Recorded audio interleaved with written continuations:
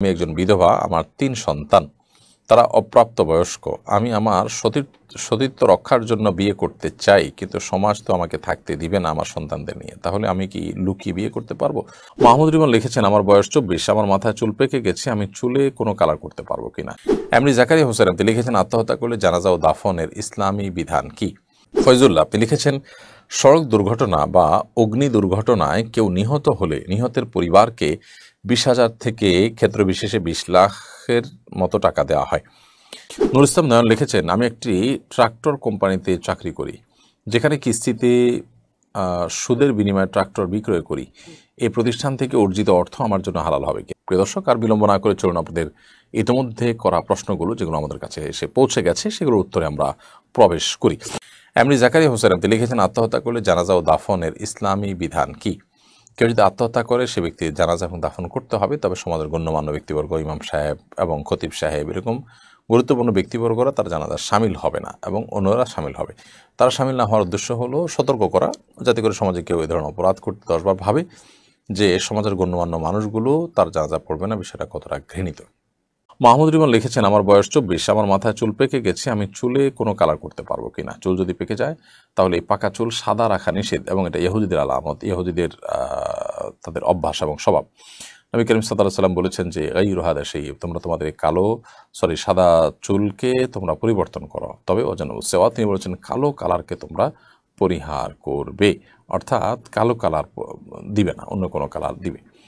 ফয়জুল্লাহ আপনি লিখেছেন, সড়ক দুর্ঘটনা বা অগ্নি দুর্ঘটনায় কেউ নিহত হলে নিহতের পরিবারকে ২০,০০০ থেকে ক্ষেত্র বিশেষে ২০ লাখের মতো টাকা দেওয়া হয়।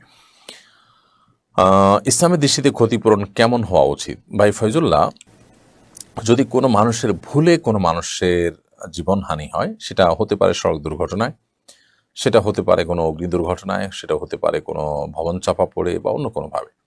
আপনি কাউকে হত্যা করতে চান নাই, কিন্তু আপনার ভুলের কারণে একটা মানুষ মারা গেছে, এটাকে বলা হয় ভুলবশত হত্যা। এই ভুলবশত হত্যা, এটার কারণে ইসলামী শরীয়ত যে দণ্ড আরোপ করে এবং যে ক্ষতিপূরণ আরোপ করে সেটি হলো ১০০ উটের সমমূল্য। ১০০ উট সেটা বড় ছোট বিভিন্ন সাইজের হবে। তো ১০০ উটের সমমূল্য বর্তমান বাজার দর অনুযায়ী সৌদি রিয়ালের আলোকে যদি আমরা হিসাব করি, তাহলে সেক্ষেত্রে প্রায় ৫ লক্ষ সৌদি রিয়াল হয়। ৫ লক্ষ সৌদি রিয়ালের মানে হলো প্রায় ১.৫ কোটি টাকারও বেশি, বাংলাদেশি মুদ্রায় ১.৫ কোটি টাকারও বেশি। এটি হলো একজন মানুষের রক্তমূল্য বা একজন মানুষের দিয়াত বা ক্ষতিপূরণ। এই ক্ষতিপূরণ ইসলামের শরীয়তের দৃষ্টিকোণ থেকে প্রযোজ্য হবে যে ব্যক্তি দায়ী হবে তার উপর। যদি তিনি সেটা বহন করার মতো সক্ষমতা না রাখেন, তাহলে তার সোসাইটি, তার ফ্যামিলি, তার বংশ, তার অ্যাসোসিয়েশন সবাইকে বাধ্য করা হবে, যারা তার বিভিন্নভাবে সহযোগী এবং এঙ্গেজ তার সাথে, তাদেরকে বাধ্য করা হবে সবাই মিলে সহযোগিতা করে এটা পরিশোধ করবে। এখন বলতে পারেন যে অপরাধ একজন করেছে, সবাইকে কেন সেটা দিতে বলা হচ্ছে? উত্তর হলো, গোটা সমাজকে এই ধরনের অপরাধীদের নিয়ন্ত্রণের জন্য সমাজের দায় আছে।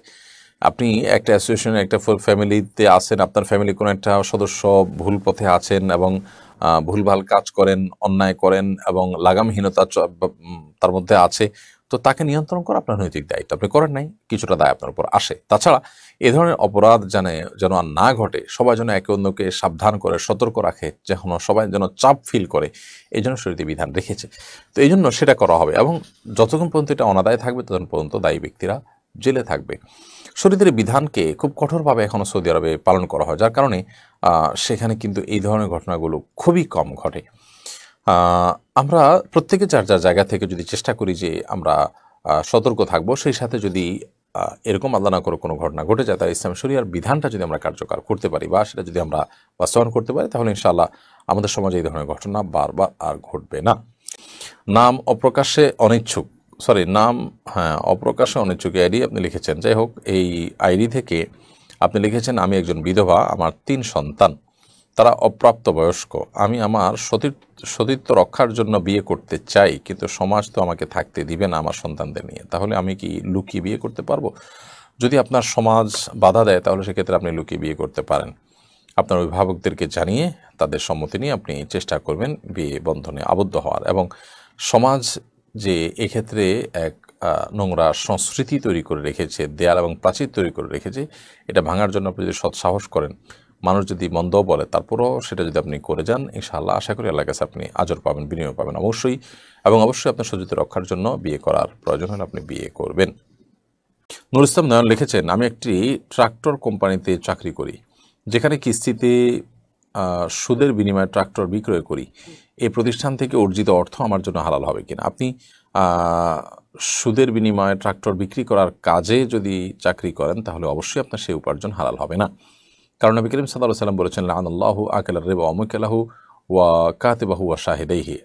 আল্লাহ রাব্বুল আলামিন সুদ যে খায়, সুদ যে দেয় এবং সুদের যে সাক্ষী হয় এবং সুদের যে লেখক, তাদের সকলের প্রতি লানত বর্ষণ করেন। এজন্য এরকম পরিস্থিতিতে অবশ্যই আপনার ভিন্ন কোনো চাকরির চিন্তা করতে হবে, হালাল কোনো উপার্জনের চিন্তা করা উচিত।